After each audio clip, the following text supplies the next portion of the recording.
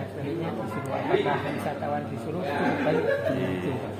Tujuan kami sebenarnya kami ingin memberikan informasi kepada calon wisatawan khususnya yang ada di sekitar Solo Raya bahwa ada perubahan regulasi terkait dengan ada kenaikan tarif dan juga biar informasi bisa diterima langsung.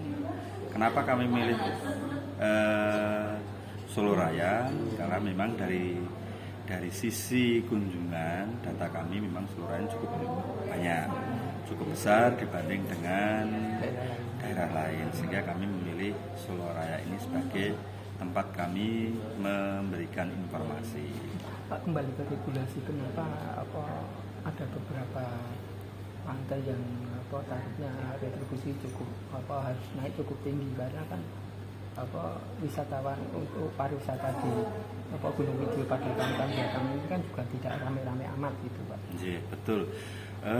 Kenapa ada kenaikan, intinya kan seperti itu. Jadi memang tadi sudah saya sampaikan kenapa retribusi ini bisa naik. Jadi retribusi ini kan berdasarkan jasa yang diberi oleh pemerintah. Salah satunya memang ada peningkatan pembangunan jalan, peningkatan sarana prasarana sekuritas itu. Di samping itu juga fasilitas jalannya. Ada beberapa objek daya tarik wisata baru di dalam kawasan tersebut, sehingga ini bentuk kami sebagai jasa pemerintah dalam hal ini tentu terkait dengan menaikkan tarif retribusi itu. Sebenarnya naiknya nggak begitu mahal, Pak, hanya 3.000. Kalau dibilang tadi misalnya ada yang 5.000 ya, kawasan Tengah Membaran sampai dengan Watu Lawang itu, karena memang di sana ada beberapa DTW daya tarik wisata baru yang dikembangkan di kawasan tersebut. Pak, kenaikan tarif ini juga terkait dengan target atau pendapatan yang dibebankan ke Dinas Pariwisata. Sesuai dengan kajian yang dilakukan oleh teman kami di Seda, ini bagian perekonomian dan SDA. Tapi dengan perda ini juga memperkuat rencana pendapatan, khususnya dari sektor pariwisata, retribusi tempat kerja pariwisata. Nah, ini memang kami sampai dengan bulan ini, tanggal 19 kemarin, memang capaian kami 4.400.000-an ya. Dan ini masih Jauh, masih sangat jauh, artinya masih kurang sekitar 25 miliar ini, tapi kami tetap optimis bisa tercapai dengan berbagai upaya ya. Salah satunya monggo nanti bisa membawa teman sebanyak-banyaknya. Pak, kenaikannya seberapa besar nih, Pak, dari target dari tahun ini dibanding tahun lalu, Pak? Kalau tahun lalu kan 24,8 miliar, ya. Tahun sekarang ini 28,647. Ya, sebenarnya tidak ya banyak itu 4 miliaran itu. 4 miliar kurang lebih ya sekitar 30% lah.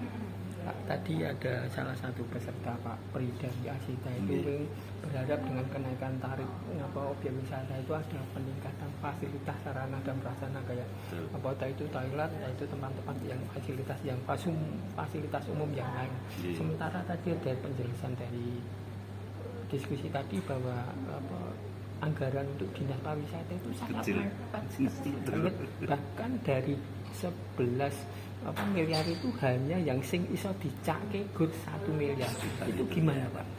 Jadi tadi, Pak, dalam pembangunan pariwisata kami berbasis pada pemberdayaan masyarakat, sehingga kebijakan tersebut kita dengan kerjasama dengan swasta, misalnya investor ini. Yang kedua dengan teman-teman kami Pokdarwis setempat, desa wisata yang ada di destinasi.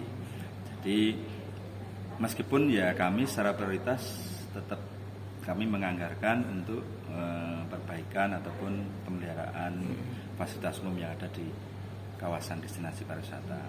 Ini memang kami lebih sekarang ini dengan pemberdayaan teman-teman Pak Darwis.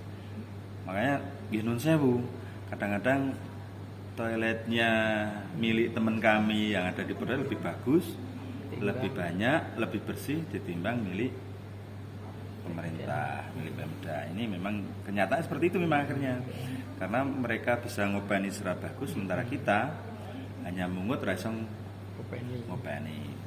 Contohnya ini Pak, yang penginapan itu sampai kami ditarget 20 juta sebenarnya Pak setahun.